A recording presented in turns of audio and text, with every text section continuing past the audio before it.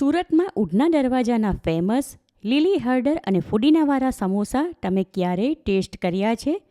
નહીં કર્યા હોય તો આ રેસીપી તમારે માટે છે. હેલો ફ્રેન્ડ્સ, હું જ્યોતિ ગજ્જર સુરતથી. આજે હું તમારી સાથે લીલી હળદર અને ફુદીનાવાળા ચણા દાળના પટ્ટી સમોસા કેવી રીતે બનાવવા એની રેસીપી શેર કરીશ. ખાવામાં બહુ જ ટેસ્ટી લાગે એવા આ સમોસા બહાર મળે બિલકુલ એવા જ ઘરે બનાવી શકાય, એ પણ ઘરમાં હોય એ જ સામાન વાપરીને. હા, બનાવવા માટે થોડી મહેનત લાગે, પણ સારું ખાવું હોય તો થોડી મહેનત તો કરવી જ પડે. તો ચાલો આજની આ મજેદાર રેસીપી શરૂ કરીએ. સમોસાના ફિલિંગ માટે પલાળેલી ચણા દાળ પાણીમાં હળદર અને મીઠું નાખીને બાફી લીધી. એ આ 2 વાટકી ભરીને લીધી અને એની સામે એટલા જ 1 વાટકી ભરીને ઝીણા કાપેલા કાંદા લીધા. આ મેઝરમેન્ટ બિલકુલ પરફેક્ટ છે. 1 વાટકી ઝીણા કાપેલા કાંદા તો એની સામે 2 વાટકી ભરીને બાફેલી ચણા દાળ. એની સાથે બાકીની સામગ્રીમાં 5 કપ જેટલા તાજા ફુદીનાના પાન, 8 નંગ આવા તીખા લીલા મરચાં અને 1 મોટો ટુકડો આદું લીધું. આ બંનેનો મસાલો વાટી લેશું. 1 મોટો ટુકડો આવી લીલી હળદર લીધી. એની ઉપરની છાલ ઉતારીને નાના કાણાવાળી ગ્રેટર વડે ખમણી લેશું. 1 ટેબલસ્પૂન સફેદ તલ, અડધું લીંબુ અને 1 + અડધો એમ ટોટલ 1.5 ટેબલસ્પૂન દળેલી ખાંડ લીધી, જે તમે તમારા ટેસ્ટ પ્રમાણે પ્લસ માઇનસ કરી શકો. હવે લીલો મસાલો વાટવા માટે એક નાની સાઇઝનું મિક્સર જાર લીધું. એમાં કાપેલા આદું અને મરચાં લઈશું. સ્વાદ પ્રમાણે એમાં અડધી ટીસ્પૂન જેટલું મીઠું ઉમેરું છું. હવે જારનું ઢાંકણ બંધ કરી મસાલો વાટી લઈએ. મસાલો તૈયાર છે, એને મિક્સર જારમાંથી એક વાડકીમાં કાઢી લઈએ. હવે આગળના સ્ટેપમાં સમોસાનું ફિલિંગ તૈયાર કરવા માટે એક કઢાઈ લઈને સ્ટવ ઉપર ગરમ કરવા મૂકી દીધી. ત્યાં ગેસ ફ્લેમ લો ટુ મીડિયમની વચ્ચે રાખીને એમાં 2 ટીસ્પૂન જેટલું તેલ લઈશું. તેલ ગરમ થાય એટલે એમાં અડધી ટીસ્પૂન જીરું અને 5 ટીસ્પૂન જેટલી હિંગ ઉમેરી મિક્સ કરી લઈએ. થોડી સેકન્ડ પછી એમાં તૈયાર કરેલો લીલો મસાલો ઉમેરીને મિક્સ કરી લઈએ. હવે થોડી સેકન્ડ પછી એમાં ઝીણા કાપેલા કાંદા ઉમેરું છું અને એને પણ થોડી વારે હલાવતા રહીને સાંતળી લઈએ.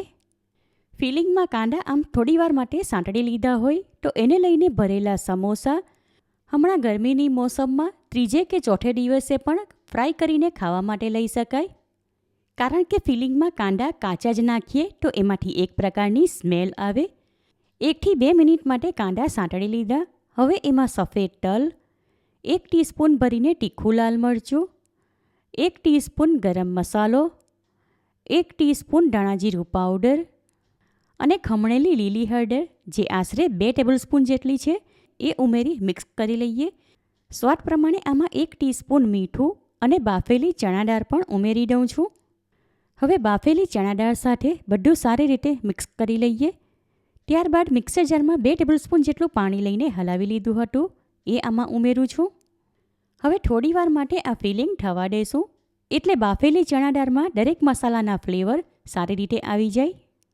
થોડીવાર માટે ફિલિંગ થવા દીધું એટલે એમાં જે પાણી ઉમેર્યું હતું એ બળી ગયું. હવે ગેસ ફ્લેમ ઓફ કરી આ ફિલિંગ એક વાસણમાં કાઢી લેશું. હવે આ ફિલિંગમાં લીંબુનો રસ અને દળેલી ખાંડ ઉમેરી દઉં છું. ત્યારબાદ એમાં 5 કપ જેટલી ઝીણી કાપેલી કોથમીર અને ઝીણા કાપેલા ફુદીનાના પાન ઉમેરી બધું સારી રીતે મિક્સ કરી લઈએ. સમોસા માટે ફિલિંગ તૈયાર છે, તો હવે આ ટાઈમ પર એકવાર ટેસ્ટ કરી લઈએ. આમાં બધું જ બરાબર છે. સ્વાદ પ્રમાણે મીઠું ઓછું લાગે છે, માટે 5 ટીસ્પૂન જેટલું ઉમેરી દઉં છું. હવે આગળના સ્ટેપમાં સમોસાની પટ્ટી ચીપકાવવા માટે લાઈ બનાવું છું. એના માટે એક નાની સાઇઝની વાડકીમાં 2 ટેબલસ્પૂન ભરીને રોટલી બનાવીએ એ ઘઉંનો ઝીણો લોટ લીધો. એમાં જરૂર પૂરતું થોડું હૂંફાળું પાણી ઉમેરીને સારી રીતે મિક્સ કરી આવી પેસ્ટ બનાવી લીધી. પેસ્ટ વધારે ઢીલી નથી બનાવવાની, આવી મલમ જેવી જ રાખીશું. સમોસાનું ફિલિંગ, પટ્ટી માટે રેપર અને લાઈ બધું જ તૈયાર છે, તો હવે સમોસા ભરીશું. હવે આમાંથી 3 થી 4 રેપર લઈને બાકીના કપડાં વડે ઢાંકીને રાખીશું, એટલે સુકાઈ ન જાય. રેપરને પાટલી ઉપર મૂકી એનો આ રીતે રોલ કરી લઈએ. ત્યારબાદ સૌથી પહેલાં છેડાના ભાગને કાપીને હટાવી દઈશું અને આ છેડાનો ભાગ કાપીને અલગ કર્યો. એને ફેંકવાનો નથી, પણ ફ્રાય કરીને ખાવા માટે લઈ શકાય. હવે વચ્ચેથી એના એક સરખા 3 ભાગ કરી લઈએ.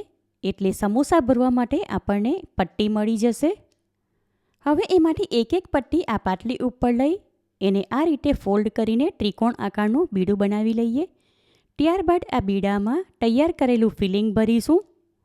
આમાં ફિલિંગ વધારે ઉપર સુધી નથી ભરવાનું, પણ આ કિનારીથી થોડું નીચે રહે એટલું જ ભરીશું. હવે ફિલિંગ કવર થાય એ રીતે પટ્ટી ફોલ્ડ કરીને છેડા ઉપર લાઈ લગાવી દઈએ. ત્યારબાદ એને સમોસા સાથે ચિપકાવી દઈશું. હવે આ તૈયાર કરેલા કાચા સમોસા હમણાં એક વાસણમાં કોટનના કપડાં વડે ઢાંકીને રાખીશું. સમોસા ઘરે બનાવવા હોય તો એના માટે આવી પટ્ટી, ફિલિંગ અને લાઈ તૈયાર કરી દઈએ તો સમોસા ભરવામાં જરા પણ વાર ન લાગે. સમોસામાં ફિલિંગ ભરો ત્યાર પછી એના ત્રણેય ખૂણા સારી રીતે પેક કરવાના, નહીં તો એમાં તેલ ભરાય અને એમાંથી મસાલા બહાર આવે. સમોસાની પટ્ટી માટેના રેપર ઘરે કેવી રીતે તૈયાર કરવા એની રેસીપી તમારે જોવી હોય તો આગળ સુરતના પ્રખ્યાત સેમી ડ્રાયફ્રૂટ સમોસાની રેસીપી અપલોડ કરી હતી, એ ચેક કરી લેવી.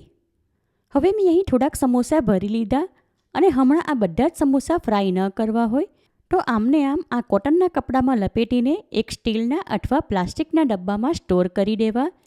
ત્યારબાદ ફ્રીઝમાં રાખીને બીજે કે ત્રીજે દિવસે પણ ફ્રાય કરીને ખાવા માટે લઈ શકાય. સમોસા ફ્રાય કરવા માટે બીજી તરફ એક કઢાઈમાં તેલ લઈને સ્ટવ ઉપર ગરમ કરવા મૂકી દીધું. ત્યાં તેલનું તાપમાન એકવાર ચેક કરી લેવું, કારણ કે વધારે ખરખરતું ગરમ ન હોવું જોઈએ. તેલનું તાપમાન બરાબર છે તો હવે એક એક સમોસા હાથમાં લઈને એમાં ફ્રાય કરવા મૂકીશું.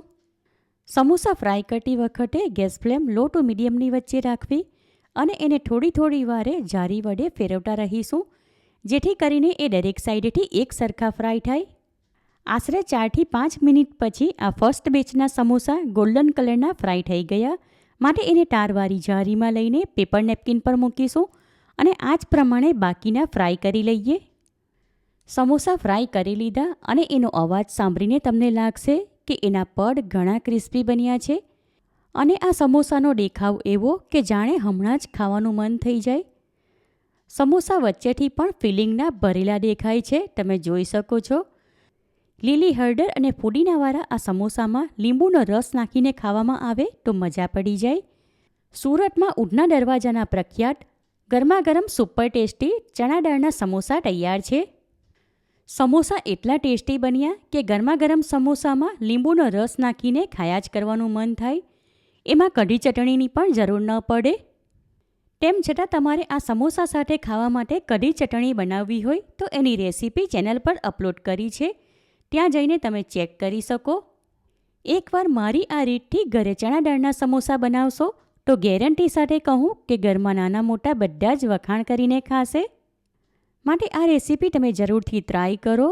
તમને મારી આ રેસીપી કેવી લાગી એ કમેન્ટ કરીને જણાવો.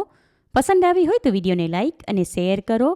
ચેનલ પર નવા હો તો સબસ્ક્રાઇબ કરીને બાજુમાં આપેલા બેલ આઇકન પર ક્લિક કરો, એટલે આવનાર દરેક નવી રેસીપીઓની જાણકારી તમને મળતી રહે. ફરી મળીશું એક નવી રેસીપી સાથે. ઈટ હેલ્ધી એન્ડ સ્ટે હેલ્ધી.